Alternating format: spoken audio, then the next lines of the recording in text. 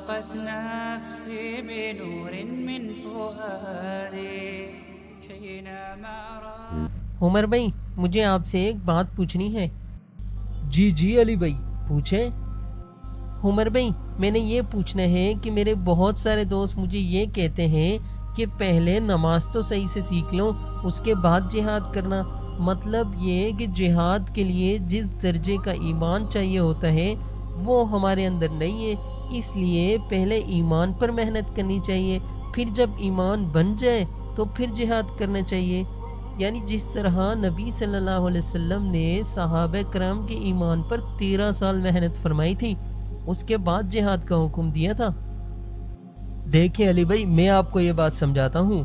سب سے پہلے تو یہ بات ذہن میں ڈال دینی چاہیے کہ نبی صلی اللہ علیہ وسلم نے کسی ایک صحابی کے ایمان پر 13 سال محنت نہیں کی، بلکہ نبوت ملنے کے پہلے ہی دن تو کوئی شخص ایمان نہیں لایا تھا. سب سے پہلے جس شخص کے سامنے آپ صلی اللہ علیہ وسلم نے وحی والے واقعے کو بیان فرمایا تھا وہ تو آپ صلی اللہ علیہ وسلم کی زوجہ حضرت خدیجہ رضی اللہ تعالیٰ عنہ ہے، مگر وہ تو نبوت کے 13 سال بعد زندہ ہی نہیں رہی تھی. اور علی بھائی حضرت ابو بکر رضی اللہ تعالیٰ عنہ، حضرت علی رضی اللہ تعالیٰ عنہ، حضرت زید بن حارثہ رضی اللہ تعالیٰ عنہ پہلے ہی دن تو ایمان نہیں لائے تھے نا. نہ معلوم کس نے یہ بات چلا دی اور کہاں سے یہ بات چل گئی کہ نبی صلی اللہ علیہ وسلم نے پہلے 13 سال محنت کی اس کے بعد جہاد. قابل غور بات تو یہ ہے کہ اگر جہاد کے لیے ایمان مضبوط ہونے کی ضرورت ہے تو اس کی وجہ یہ ہو سکتی ہے کہ جہاد میں مشکلات کیونکہ بہت زیادہ ہوتی ہیں جن کو برداشت کرنا پڑتا ہے، اس کے لیے یعنی ان مشکلات کو برداشت کرنے کے لیے مضبوط ایمان چاہیے. لیکن چلو مان بھی لوں کہ مکہ میں صحابہ کرام کے ایمان پر 13 سال محنت ہوئی اس کے بعد جہاد کا حکم دیا گیا، تو جو صحابی مدینہ میں مسلمان ہوئے ان کے ایمان پر اتنی محنت کیوں نہیں کی گئی؟ ان کو بنا ایمان کی محنت کرنے کے کیوں جہاد کے میدانوں میں کھڑا کر دیا گیا تھا؟ علی بھائی آج تو مجاہدین پر الزام ہے کہ بنا ایمان کی محنت کے بچوں کو جہاد میں لے جاتے ہیں اور مروا دیتے ہیں. تو مدینے میں جو لوگ مسلمان ہوئے اور بغیر محنت کے وہ جہاد میں گئے اور شہید ہو گئے، اب بقول آپ کے ایمان کمزور ہونے کے ساتھ میدان جنگ میں جانے کی ذمہ داری کس کے سر پر ہوگی، جبکہ نبی صلی اللہ علیہ وسلم تو انہیں خوشخبریاں دے رہے ہیں. دیکھیں علی بھائی ایک واقعہ صرف سناتا ہوں آپ کو. ایک شخص نبی صلی اللہ علیہ وسلم کے پاس آیا اور کہا کہ میں پہلے مسلمان ہو جاؤں یا پہلے جہاد کروں؟ تو نبی صلی اللہ علیہ وسلم نے فرمایا پہلے مسلمان ہو جاؤ پھر جہاد کرو. تو اس شخص نے کلمہ پڑھا، مسلمان ہوا اور میدان میں چلا گیا جنگ کے لیے اور لڑتا ہوا شہید ہو گیا. نبی صلی اللہ علیہ وسلم نے اس کو خود خبر میں رکھا اور قبر سے جلدی جلدی باہر تشریف لے آئے.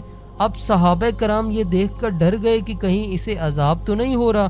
تو نبی صلی اللہ علیہ وسلم نے فرمایا نہیں ایسی کوئی بات نہیں، میں اس لیے جلدی باہر آیا کہ اس کی حوریں وہاں پہنچ گئی تھی.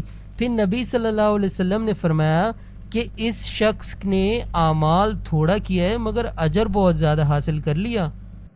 اب ذرا غور کریں، نہ تو اس شخص کے ایمان پر محنت ہوئی بلکہ اس صحابی کو نماز تک کا موقع نہیں ملا، بس کلمہ پڑھا، جہاد کے میدان میں چلا گیا اور شہید ہو گیا. پھر نبی صلی اللہ علیہ وسلم نے حوریں اور جنت کی بشارت کس طرح دے دی؟ عمر بھائی اس دور کے حساب سے بتائیں نا. علی بھائی دیکھیں اگر اس دور میں ایمانی کمزوری کی وجہ سے جہاد میں شامل نہ ہونے کا مفروضہ تسلیم کر لیا جائے تو نعوذ باللہ اللہ تعالیٰ پر الزام ہوگا کہ ایسی چیز کا حکم دے دیا جس پر عمل ممکن ہی نہیں ہے.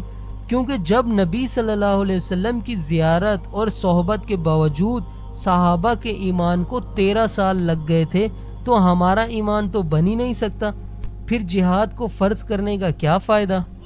حالانکہ حقیقت یہ ہے کہ جہاد ایک ایسا فریضہ ہے کہ اس پر عمل کرنے سے ناقص اور کمزور ایمان لوگوں کا ایمان بھی کامل ہو جاتا ہے، اس سے ایمان بڑھتا ہے کیونکہ جہاد میں اللہ کی مدد کے واقعات کا مشاہدہ ہوتا ہے. اور شہداء کے خون کی خوشبو ایمان کو تازہ کر دیتی ہے علی بھائی۔ عمر بھائی مجھے اب یہ بات اچھے سے سمجھ آ گئی ہے، مطلب یہ ہے کہ جتنے ایمان سے نماز ہو جاتی ہے اتنے ایمان سے انشاءاللہ جہاد بھی ہو جائے گا۔ یہ تو بس لوگوں کی بنائی ہوئی باتیں ہیں کہ پہلے ایمان بناؤ پھر جہاد کے لیے جاؤ۔